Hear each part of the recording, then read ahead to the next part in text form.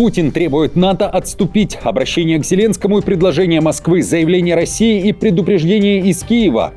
Спецоперация в стране НАТО, силы подняты по тревоге, идет поиск пропавших без вести военных. Что произошло? Языковая дезинфекция на улицах Киева. Как продавцы книг пошли против активистов, которые устроили охоту на русскоязычную литературу. Громкий рейд.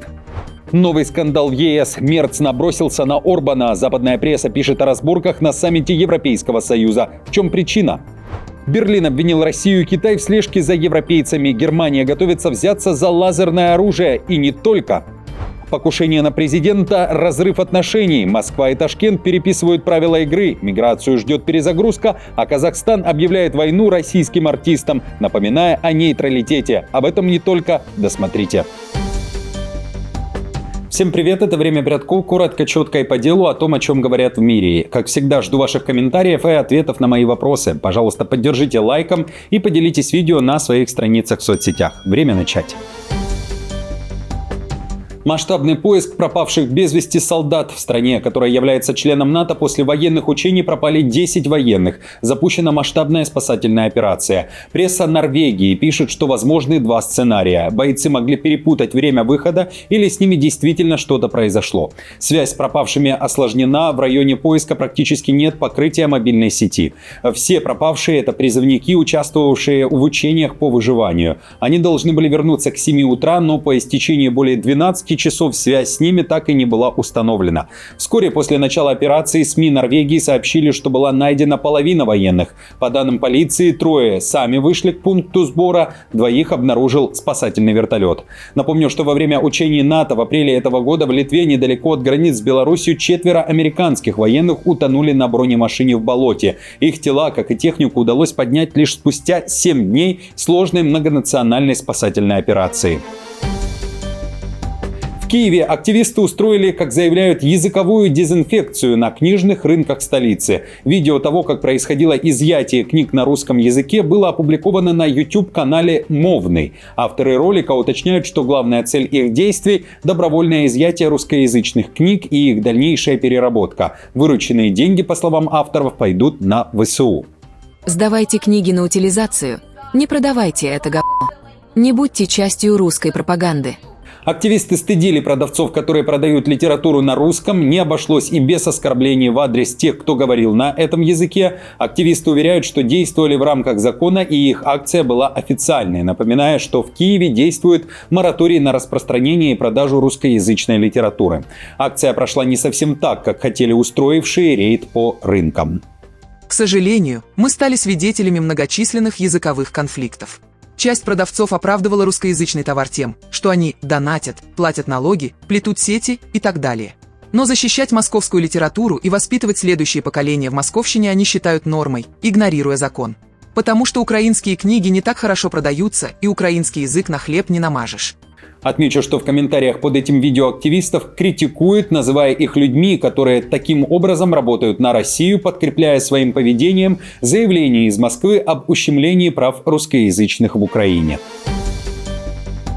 Не могут найти общего языка и на саммите ЕС. Германия и Венгрия сцепились из-за России. Канцлер Германии Мерц набросился на венгерского премьера Виктора Орбана, обвинив его в том, что тот срывает оборонные планы Европы и играет на руку Москве. Перепалка произошла во время обсуждения того, как Евросоюзу защитить себя от растущих российских угроз и продолжить поддержку Украины. Орбан, который регулярно блокирует санкции против РФ и выступает против вступления Украины в ЕС, не отступил от своих принципов и на этот раз и этим сорвал дискуссию, уточняет издание Bloomberg.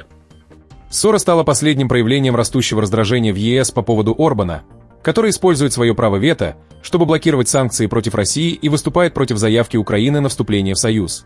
Инцидент произошел на фоне попыток блока объединиться вокруг планов по укреплению собственной обороны после серии нарушений воздушного пространства России в последние месяцы.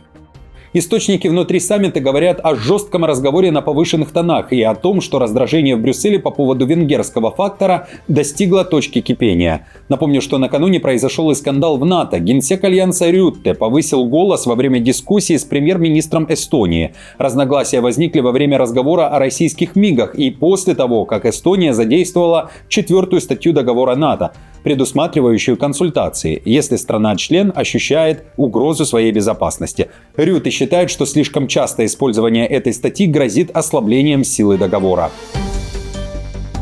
Берлин обвинил Россию и Китай в слежке за европейцами. Громкое заявление сделал министр обороны Германии. По его словам, дроны, замеченные над Польшей и Данией, вовсе не гражданские аппараты, которые используются медиакомпаниями для видеосъемки, а целенаправленные разведывательные устройства, за которыми стоят конкретные государства. Писториус подчеркнул, что Европа должна быть готова реагировать немедленно, даже силой, если появится угроза. Он уверяет, что Германия уже работает над комплексом мер от лазерного оружия до дронов-перехватчиков и систем радиоэлектронной борьбы. Мы должны реагировать на это. У нас должны быть четкие правила, и мы должны обеспечить их исполнение, чтобы в случае непосредственной угрозы мы могли ответить, даже физически. В то же время мы не должны упускать из виду тот факт, что даже пока мы сидим здесь, мы все находимся под наблюдением. Нас снимают. И кто знает, что еще делают? Российские, китайские и другие спутники. Напомню, в России заявляют, что не причастны к налету дронов на Польшу. Москва предлагала Варшаве совместное расследование инцидентов, а по поводу дронов над Данией российское посольство в этой стране заявило, далее цитата, «Российская сторона решительно отвергает абсурдные предположения о причастности к инцидентам». Путин лжет Трампу, в этом уверен Зеленский. Он говорит, что на встрече на Аляске Кремль демонстрировал фейковые карты и говорил о несуществующих успехах российской армии на линии фронта. Когда Путин предоставлял Трампу ложную информацию, будто они продолжают захватывать нашу территорию, что через месяц они будут в Покровске, через 2 месяца захватят почти весь восток Украины, а затем двинутся на Харьков, Днепр, а потом и на Киев. Они показывали какие-то карты, какие-то очень странные схемы. Я вижу все это и понимаю, все эти нарративы необходимо разрушать. И именно этим занимаются наши военные. И именно это делает наша дипломатическая команда. При этом Путин настаивает, ВС РФ уже контролирует большую часть города Купянск в Харьковской области и уже зашли в Покровск в Донецкой области, что украинская сторона не подтверждала. Кроме того, Кремль отправил часть месседжей Западу, находясь на заседании дискуссионного клуба «Валдай». Говорит Путин, что очень спокойно относится к словам Трампа о бумажном тигре. Украину обвинил в ударе по объектам на ЗАЭС и пообещал ответный удар. Украина же заявляет, что это Россия вручную отключила станцию, чтобы подключить ее к своей энергосистеме. Кроме того, Путин обратился к Зеленскому и предложил задуматься. Но если мы воюем со всем блоком НАТО и так двигаемся, продвигаемся, уверенно себя чувствуем, и это бумажный тигр, что тогда сама НАТО? Мы к этому относимся, знаете, очень, очень спокойно. Я не знаю, в каком бы контексте это было сказано, как, с иронией, может быть, было сказано. Значит, в этом что же есть, понимаете? Вот он сказал своему собеседнику, это же бумажный тигр. Дальше может что следовать? Идите тогда и разберитесь с этим бумажным тигром. А лучше бы киевскому руководству подумать о том, как договариваться. Мы об этом много раз говорили и предлагали это сделать. Напомню, что Зеленский настаивает на двусторонней встрече. В Москве говорят, что к этой встрече необходимо подготовиться и просто так ее проводить никто не будет. Запад до сих пор не понял Путина. Если понять, что им движет, то можно закончить войну. В этом уверен экс-министр обороны Великобритании Бен Уоллес. И об этом он пишет в своей колонке для The Telegraph. В материале британец называет Путина, далее цитата, «хулиганом, живущим в мире фантазий и романтизированной царской чепухи, для которого Крым – навязчивая идея и символ власти. Пока полуостров в безопасности, Путин уверен в себе», говорится в статье. И уже второй раз за эту неделю Уоллес предлагает свой план завершения войны. Он пишет, что Украине необходимо ежедневно атаковать полуостров дронами, уничтожить водо- и электроснабжение, взорвать Керченский мост, чтобы дальнейшее снабжение шло под огнем ВСУ. При этом он заявил, что Украина не способна пойти на Крым. Именно поэтому Крым надо дистанционно сделать нежизнеспособным. В материале также говорится о том, что Путин требует НАТО отступить. И вот почему. Путин, несомненно, воодушевленный изменчивой пустой риторикой Трампа, хочет предупредить Запад, чтобы тот отступил и таким образом завершить то дело, которое он начал в Украине. Это знак грядущих событий, и это то, что происходит, когда президент Российской Федерации считает, что ему нечего терять. В России еще пару дней назад отреагировали на первые заявления Уоллеса об ударах по полуострову. В Кремле заявили, что не считают нужным комментировать слова экс-министра обороны Великобритании. К тому же его заявления назвали глупыми. Песков также уточнил, что лучше реагировать на слова действующих министров обороны. Друзья, как считаете, почему настолько активен Бен Уоллес в последние дни? Что стоит за его заявлениями об ударах по Крыму? И как вам заявления Зеленского и Путина? Оставляйте свою точку зрения в комментариях. Прошу также, как всегда, вы уже знаете, поддержите меня лайком, подпишитесь на канал. Свое обещание исполню и покажу ваши комментарии в одном из следующих выпусков. А я продолжаю и далее о покушении в Москве. Итак, главная цель – президент CNBC Арабия со ссылкой на сирийский центр мониторинга за соблюдением прав человека пишут, что в России пытались убить бежавшего недавно из Сирии президента Башара Асада. Сирийский центр мониторинга прав человека сообщил, что Асад подвергся отравлению и был экстренно госпитализирован в одну из клиник на окраине российской столицы. Лишь спустя 2 суток его состояние удалось стабилизировать. По словам источников, за операцией стоит сила, намеренно пытавшаяся поставить Кремль в неловкое положение и обвинить Москву в ликвидации сирийского диктатора, пишет издание. Источник отметил, что во время лечения Асада в больнице посещать его разрешалось только его брату Махеру, а также бывшему генеральному секретарю по делам президентской администрации Мансуру Аззаму.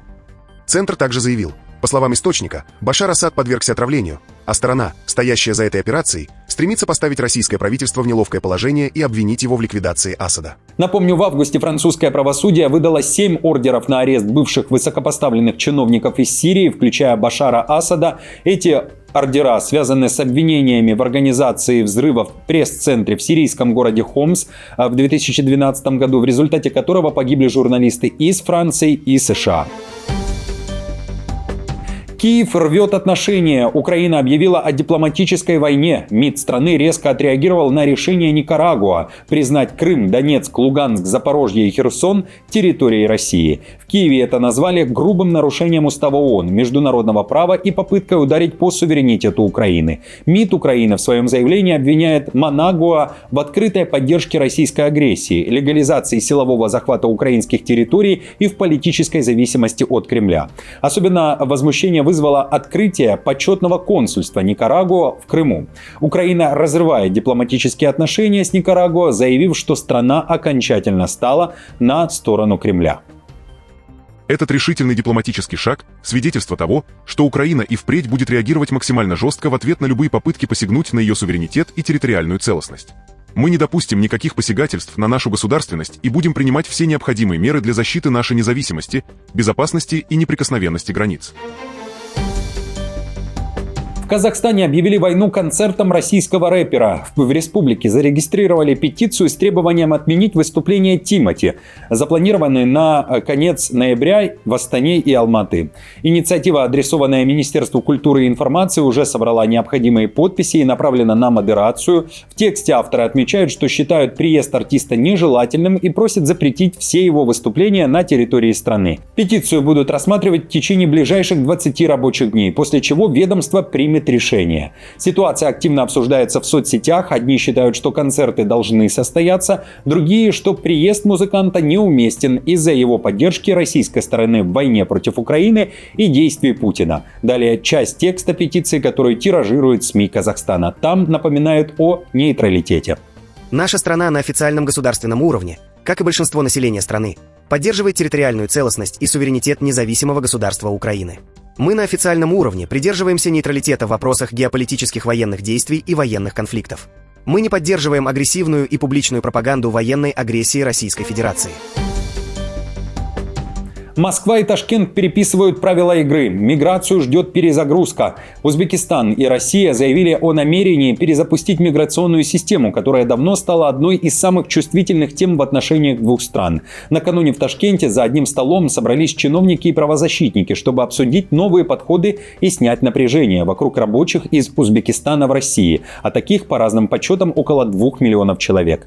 Российские компании только в этом году запросили более 150 тысяч специалистов, и спрос продолжает расти. Но вместе с экономикой растет и недовольство. Узбекская сторона заявила об унизительных обысках, рейдах и незаконных проверках телефонов, с которыми сталкиваются мигранты. Ташкент требует совместного мониторинга и наказания за превышение полномочий. Полагаю, что следует сделать обязательно правовую оценку и привлечение к ответственности лиц, допустивших непропорциональное использование насилия и методов, унижающих честь и достоинство граждан. Среди ключевых инициатив также создание Центра домиграционной подготовки, упрощение экзамена по русскому языку и внедрение новых технологий для сокращения многочасовых очередей в аэропортах. Обе стороны согласны. Трудовая миграция – неотъемлемая часть партнерства, но старые правила больше не работают. Итак, друзья, на этом все. Спасибо вам большое за поддержку. Спасибо, что многие каждый день со мной. Делитесь моим видео на своих страницах в соцсетях. Оставляйте лайки и комментарии. Для меня это очень ценно и важно. Напомню, что новости за неделю собраны в плейлист. Переходите и смотрите. До встречи.